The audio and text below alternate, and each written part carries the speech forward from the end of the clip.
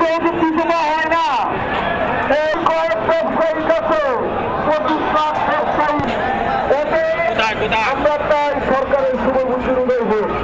আমরা চাই সরকার যেন আদালতের না, আমরা বাঙালি জাতি কখনো হেরে যাইনি, এবারও হারবো না ইনশাআল্লাহ। আমাদের দাবি আদায় না হওয়া পর্যন্ত আমরা এই রাজপথ ছাড়ব না। আমরা চাই আমাদের দাবি, আমরা চাই আমাদের যে দাবিগুলো আছে সরকারের পক্ষ থেকে আলোচনা করে একটা আমরা নিজেরা ব্যবসা করতে চাই।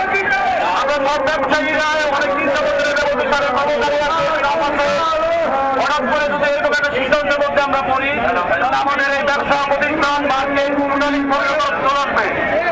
আমরা চাই না আমাদের এই কর্মকর্তা হারাইতে, আমরা চাই না কোনো খারাপ মানুষের মুক্ত হয়েছে।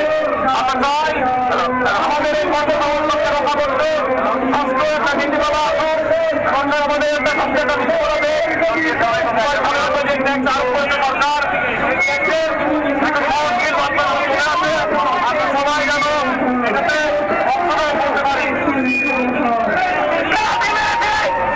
আমরা কি বসে থাকতে পারি? আমরা কোনোভাবেই বসে থাকতে পারি না। এখানে বাংলাদেশে লক্ষ লক্ষ ব্যবসায়ী ব্যবসায়ীদের সাথে